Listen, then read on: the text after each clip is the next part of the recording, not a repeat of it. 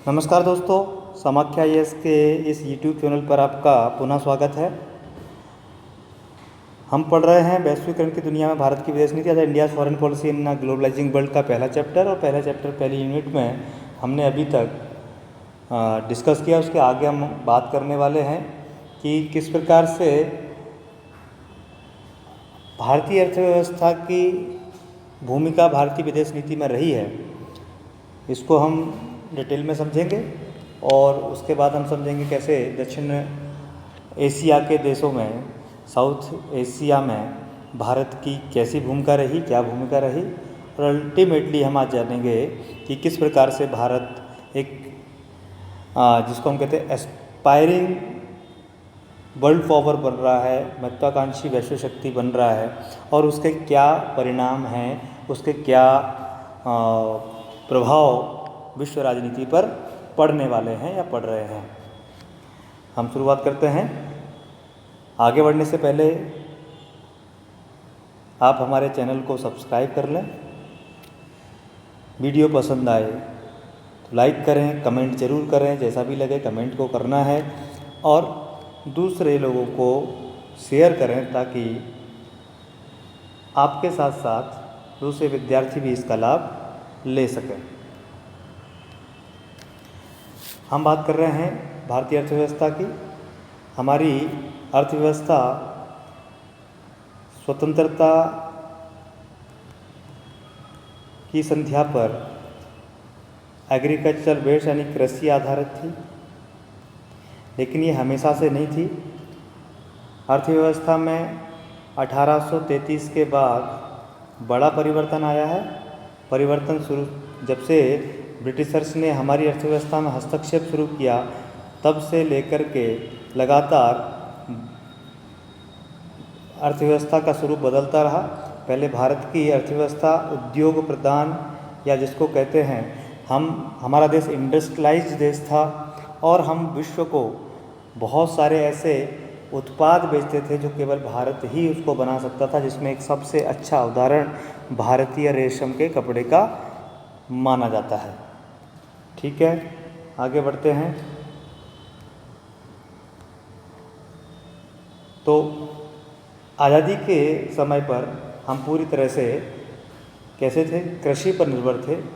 इसीलिए भारत ने स्वतंत्रता के बाद कृषि के क्षेत्र पर, एग्रीकल्चर के क्षेत्र पर बहुत ज़्यादा फोकस किया, और वो फोकस इसीलिए रहा क्योंकि सबसे पहले भोजन की आवश्यकता होती है। और भोजन मतलब अगर आप किसी भी देश की जनता का पेट नहीं भरे तो जनता की जो कैपेसिटी है, जिसको हम बात करते हैं कार्य करने की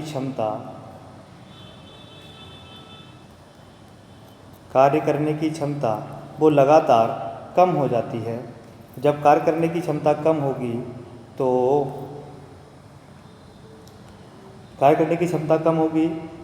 कोई भी देश प्रगति नहीं कर सकता है। तो सबसे पहले भारत ने कृषि क्षेत्र पर ध्यान देकर भारत को कृषि में आत्मनिर्भर बनाने के लिए प्रयास किया। और ये इसका दूसरा पहलू अगर हम देखें तो भारत अपने देश की जनता का पेट भरने के लिए विदेशों से क्या करते थे,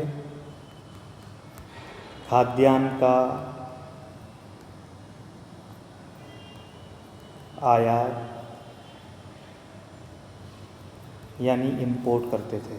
हम गेहूँ इंपोर्ट करते थे, हम चावल इंपोर्ट करते थे, यानी ज़्यादातर चीज़ें खाने की, भोजन में जो उपयोग आने वाली चीज़ें थी वो हम इंपोर्ट करते थे। और इस आयात के कारण भारत लगातार कैसा हो जा रहा था, कमज़ोर हो रहा था। इसीलिए भारत ने 1967 में हरित क्रांति के माध्यम से आत्मनिर्भर यानी खाद्यान्न में आत्मनिर्भरता की ओर हम बढ़े। और हमको पता है बहुत जल्दी हम भारत आत्मनिर्भर, उसके क्या कमियां रहीं, हरित क्रांति के बहुत सारे ड्रॉबैक हैं, बहुत सारी कमियां हैं, उनको हम आज डिस्कस नहीं करेंगे। हम केवल डिस्कस करने वाले हैं किस प्रकार से भारतीय अर्थव्यवस्था ने भारतीय विदेश नीति को प्रभावित किया है या भारतीय विदेश नीति का शेप दिया है। इसके बाद इसी के साथ साथ कृषि को सिंचाई की व्यवस्था के लिए हमने बहुत बड़े लार्ज डैम बनाए, बड़े बड़े बांध बनाए, जिससे दो काम विशेषकर से साधे गए। इन डैम को कहा गया मल्टीपर्पज़ डैम, बहुउद्देशीय परियोजनाएं, मल्टीपर्पज़ प्रोजेक्ट, जिसमें पहला काम तो ये हुआ कि इलेक्ट्रिसिटी यानी बिजली का उत्पादन हुआ, दूसरा काम हुआ इरिगेशन। ठीक है, तो भारत के किसानों के खेतों में सिंचाई की व्यवस्था हुई और सिंचाई की व्यवस्था से भी पैदावार बढ़ी, खाद्यान्न में हम आत्मनिर्भरता की तरफ बढ़े। उसी के साथ साथ एक और पहलू है जो ये बताता है कि जब हम कृषि में आत्मनिर्भर हुए तो भारत के जो विदेशों से होने वाला आयात था, जो खाद्यान्न का था, वो भी कम हुआ। तो कहीं ना कहीं विदेश नीति में इसका बहुत बड़ा महत्व है। हमारे यहाँ मिनरल बेस्ड इंडस्ट्रीज़ लगाई गई, यानी चाहे स्टील की बात करें हम, आयरन की बात करें हम, कॉपर की बात करें हम, तो मिनरल बेस्ड यानी खनिज आधारित उद्योग, उसके साथ साथ हैवी इंडस्ट्री, भारी उद्योग, अलग अलग देशों के सहयोग से, जर्मनी, रसिया, इन देशों के सहयोग से बड़े बड़े उद्योग भारत में स्थापित किए गए। और भारत में उद्योग स्थापित करने के पीछे, बड़े उद्योगों के स्थापना के पीछे सबसे बड़े तो कारण जो होता है वो देश का विकास होता है। यानी कहीं पर कोई उद्योग लगा हुआ है, यहाँ की अर्थव्यवस्था ऑटोमेटिक बड़ी हो जाती है। क्यों? यहाँ सबको रोज़गार मिल जाता है। ठीक है, फैक्ट्री में काम करने के लिए, इंडस्ट्री में काम करने के लिए प्रोडक्शन बढ़ता है, यानी उत्पाद का बढ़ना।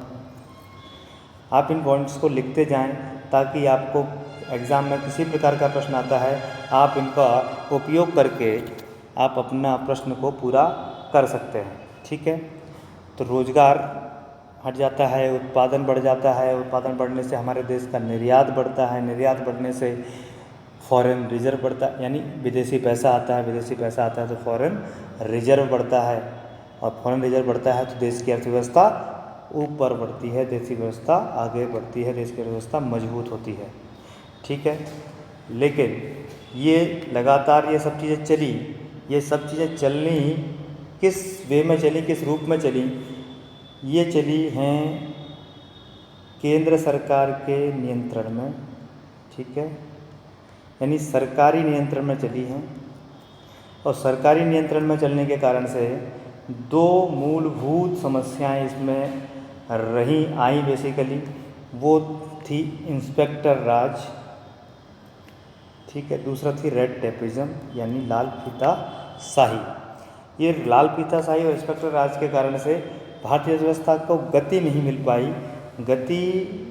पाई। इसी कारण से 3.5% केवल जीडीपी रही 1950 से लेकर के 1980 तक, यानी 30 साल तक जीडीपी जो है वो केवल 3.5% रही।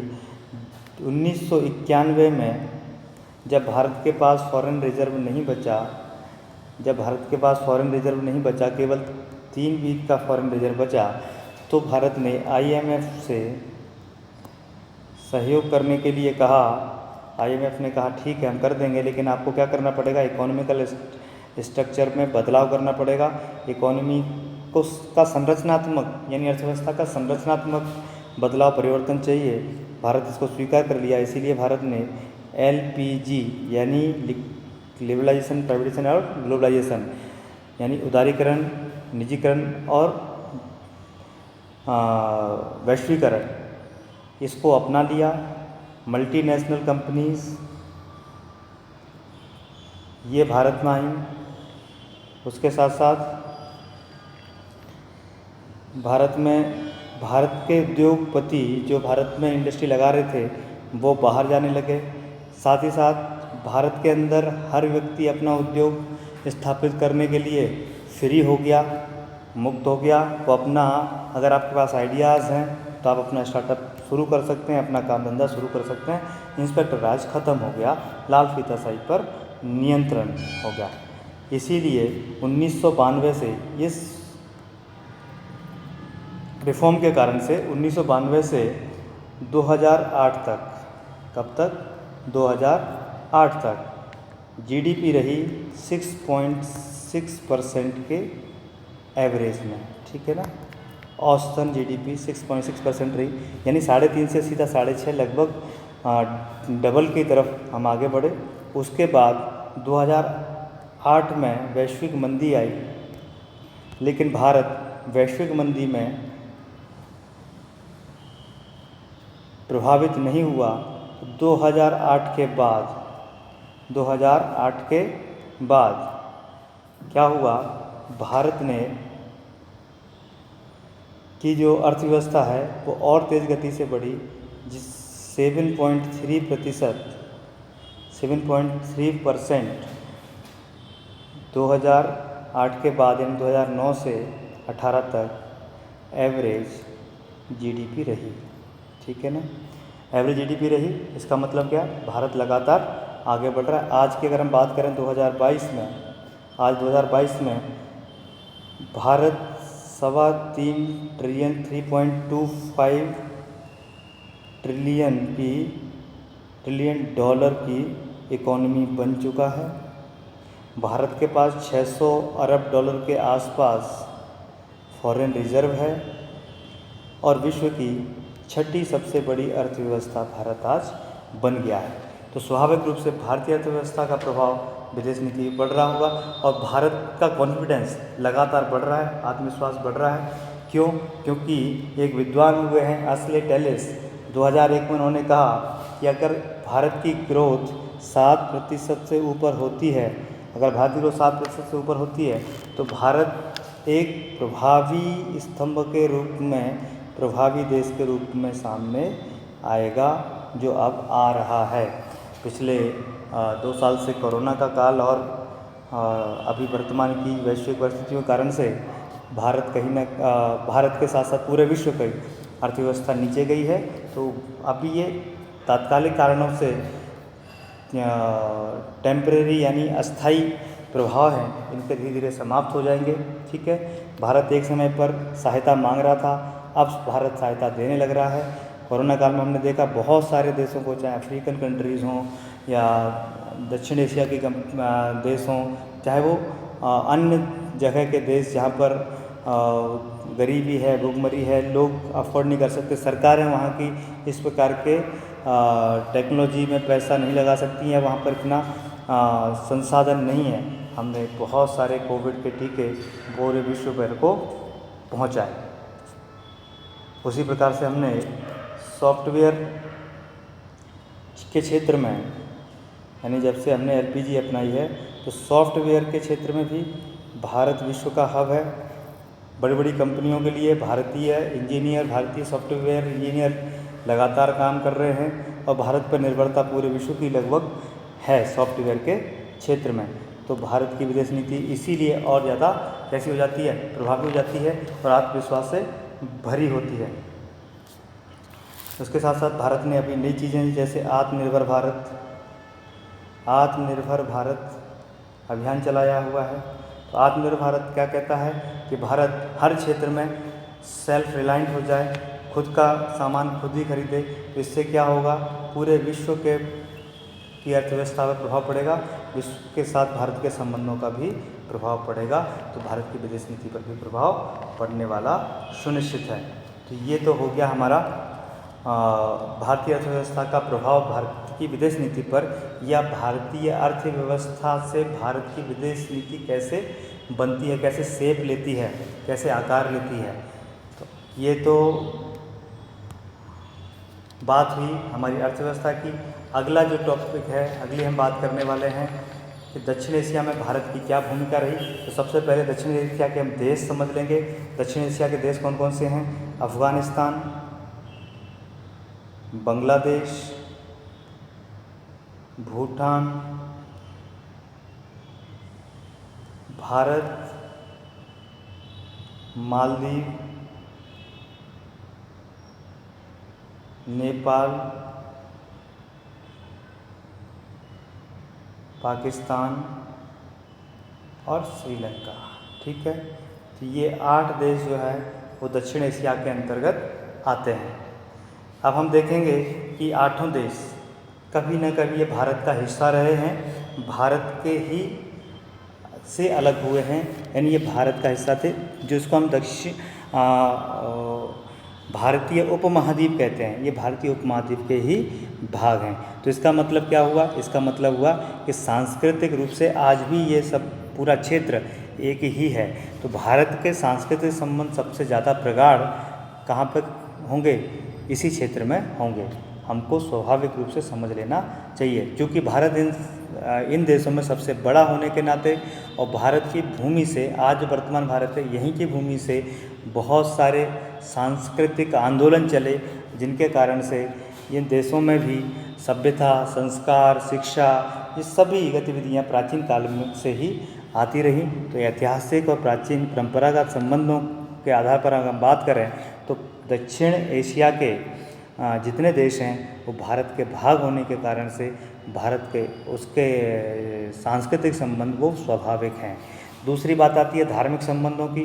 जब धार्मिक संबंध की हम बात करते हैं तो धार्मिक संबंधों में इन देशों में वही धर्म है जो भारत के से निकले हुए हैं, ज़्यादातर वही धर्म है, जैसे बौद्ध हैं। ठीक है, बौद्ध। इन देशों में इस्लाम है जो भारत में भी आया और भारत से अलग हुआ, पाकिस्तान और बांग्लादेश। उसके साथ साथ इन देशों में हिंदुइज़्म सभी में है। ठीक है, तो ये बड़े बड़े जो धार्मिक समूह हैं, जिनको हम प्रांतिक समूह कह सकते हैं, ये सभी देशों में पाए जाते हैं। तो धर्म का संबंध भी, धार्मिक संबंध भी कैसा है हमारा इन देशों के साथ? अच्छा है। फिर है भाषाई संबंध, लिंग्विस्टिक। भाषाई संबंध यानी भारत की भूमि से निकला है तो भारत के और उनके बीच की जो भाषा है वो एक कड़ी का काम कर रही है, उसके साथ संबंधों को जोड़ने का काम कर रही है। ठीक है, भारत की जो इन देशों के बात करें, बांग्लादेश और पाकिस्तान की विशेषकर से जो भारत से अलग होकर के बने हैं, तो भारत के साथ उन्होंने स्वतंत्रता की लड़ाई लड़ी है और स्वतंत्रता की लड़ाई लड़ने के साथ साथ तो इनके जो नेचर है, प्रकृति है, वो भी एक जैसी होनी चाहिए। तो इसीलिए हमारे सभ्यतागत मूल्य जो हैं, जो सिविलाइजेशनल वैल्यूज़ हैं और हमारी जो पहचान है वो एक जैसी है। इसीलिए भारत ने 2014 में, कितने में? 2014 में फर्स्ट नेबरहुड पॉलिसी लाए, पड़ोसी प्रथम की नीति लाए। और इस नीति के कारण से हमारे पड़ोसी जितने, यानी जो सार्क देश हैं, जो 8 देश में गिनाए, भारत के अलावा जो 7 देश हैं, इन 7 देशों के साथ क्या हो? अर्थव्यवस्था से तो हो ही, यानी इकोनॉमी का तो टाइप हो, एग्रीमेंट हो, उसके साथ साथ प्रौद्योगिकी यानी टेक्नोलॉजी, एजुकेशन यानी शिक्षा, पर्यावरण यानी इन्वायरमेंट, उसी के साथ साथ डिजिटल कनेक्टिविटी यानी हम डिजिटलाइजेशन इन देशों का कर रहे हैं। और इस क्षेत्र में हम लगातार अपने पड़ोसी देशों की सहायता फर्स्ट नेबरहुड पॉलिसी के तहत कर रहे हैं। आर्थिक संबंध हमारे इनके साथ प्रगाढ़ रहे हैं, लगातार बढ़ रहे हैं। 2008 में जो व्यापार हमारा होता था इन देशों के साथ में, वो कुल व्यापार था 13.5 बिलियन डॉलर। ठीक है, 13.5 बिलियन डॉलर, जो 2018 में कितना पहुंच गया? 2018 में बढ़ कर के ये 36 बिलियन डॉलर हो गया है। ठीक है ना, तो इतना बड़ा लंबी छलांग 10 साल में ही हमने लगाई है। विशेषकर भारत की जो निर्यात होते हैं सामान, उत्पाद, वो विशेषकर बांग्लादेश, श्रीलंका और नेपाल में जाते हैं। इस देशों के साथ में 4% टोटल वैश्विक व्यापार का भारत का जो है दक्षिण एशिया के देशों के साथ है वैश्विक व्यापार। हमने इन देशों को भारत और इन देशों के विकास के लिए साप्टा बनाया 1994 में, 1994 में क्या बनाया? साप्टा। साप्टा मतलब क्या हुआ? साप्टा मतलब है SAARC preferential trading arrangement, SAARC preferential trading arrangement. उसके साथ साथ उसके बाद हमने 2004 में साफ्टा बनाया। साफ्टा, साफ्टा तो समझ ही रहे होंगे कि south Asian free trade area या फ्री ट्रेड एग्रीमेंट। साफ्टा के माध्यम से हम अपने पड़ोसी देशों के साथ फ्री ट्रेड करेंगे, किसी के भी प्रकार का इसमें टैक्सेशन नहीं होता है, ठीक है। उसके साथ साथ भारत बड़ा होने के नाते दक्षिण एशिया को सिक्योरिटी देता है, यानी सुरक्षा देता है, इसीलिए इसको सुरक्षा प्रदाता भी कहते हैं। साथ साथ में पूरे क्षेत्र का बैलेंस बनाता है, यानी रीजनल बैलेंस भी बनाता है, रीजनल बैलेंस, ठीक है, यानी क्षेत्रीय संतुलन बनाने का काम भारत करता है। भारत लगातार इन सभी देशों को एक करने का प्रयास कर रहा है, लगातार प्रयास कर रहा है, इसीलिए बिम्स्टेक जैसे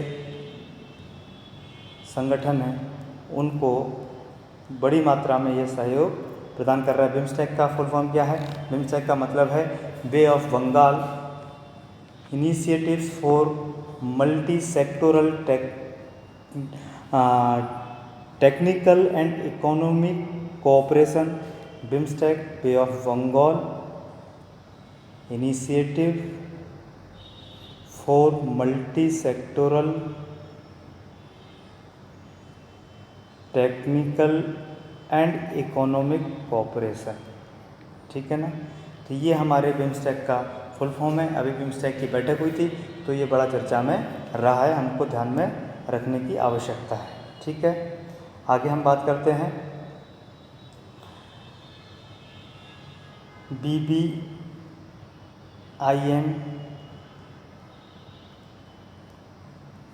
ये बांग्लादेश, भूटान, इंडिया, नेपाल इनिशिएटिव है। BBINI यानी ये पहल है इन 4 देशों के द्वारा लाई गई है। क्षेत्रीय संगठनों को लगातार मजबूत करने का काम भारत के द्वारा हो रहा है, ठीक है।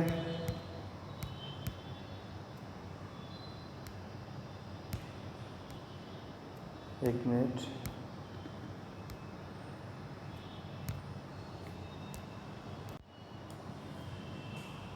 हमने लगातार कोविड के समय पर हमने हेल्प की है। किसकी हेल्प की है? हमने इन सभी देशों की हेल्प की है, हमने वैक्सीन फ्री पहुंचाई हैं।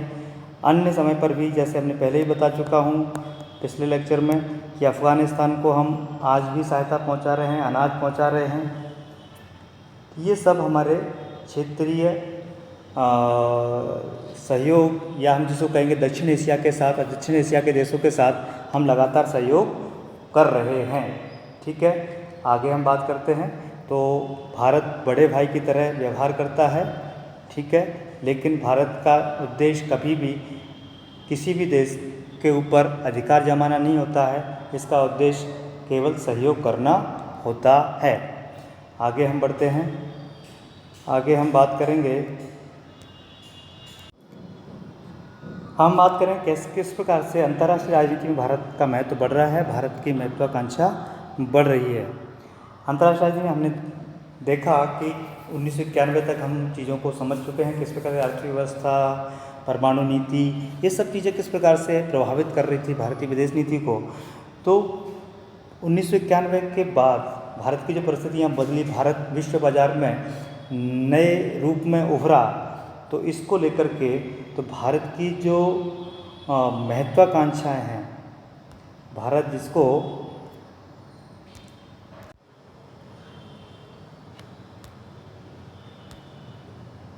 तो भारत किस प्रकार से अंतर्राष्ट्रीय राजनीति में अपने आप को स्थापित कर रहा है, तो इसके प्रमाण लगातार हमको मिल रहे हैं। चाहे वो साइंस एंड टेक्नोलॉजी का क्षेत्र हो, चाहे वो स्पेस का क्षेत्र हो, इसमें चंद्रयान है, मंगल मिशन है, और चाहे वो स्वास्थ्य का क्षेत्र हो, चाहे वो संचार जिसको कम्युनिकेशन कहते हैं, हेल्थ एंड कम्युनिकेशन का क्षेत्र हो। हम 5G 6G की तरफ बढ़ रहे हैं। भले हम पीछे हैं लेकिन लगातार प्रयासरत हैं। संचार में हमारे रोडवेज़ हैं, रेलवेज़ हैं, एयरवेज़ हैं, लगातार बढ़िया कर रहे हैं।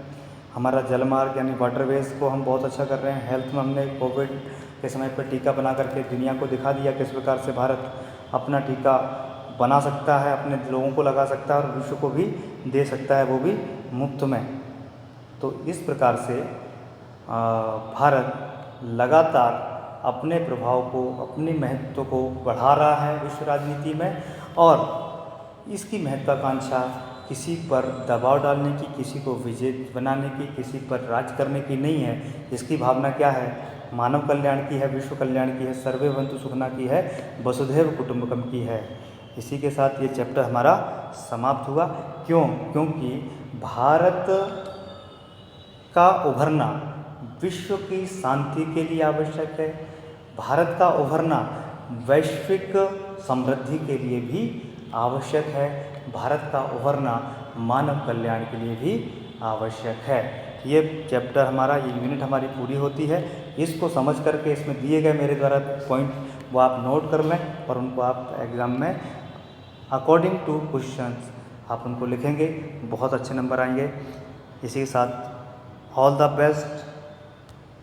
आप हमारे चैनल को सब्सक्राइब करें, लाइक करें, कमेंट ज़रूर करें।